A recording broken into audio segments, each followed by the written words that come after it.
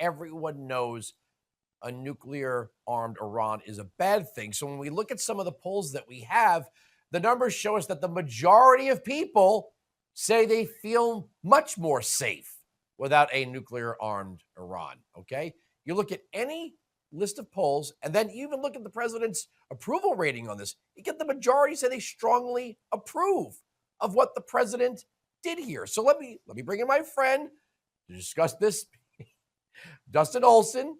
All right, American Pulse Research. Let me ask you this. Has there ever been a poll that said Americans were okay with a nuclear-armed Iran, ever?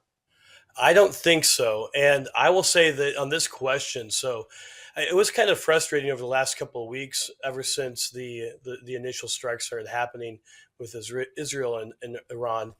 There was no good public opinion polling. No one seemed to be out there actually trying to capture what the American people think.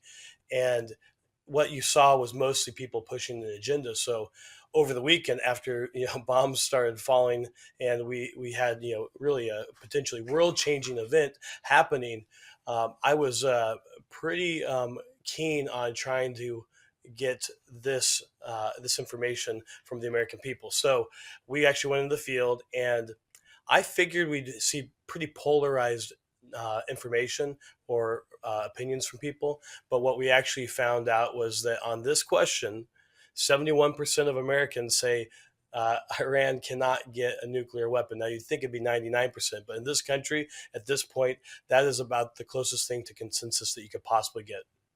For full shows, live and on demand, it's Salem News Channel.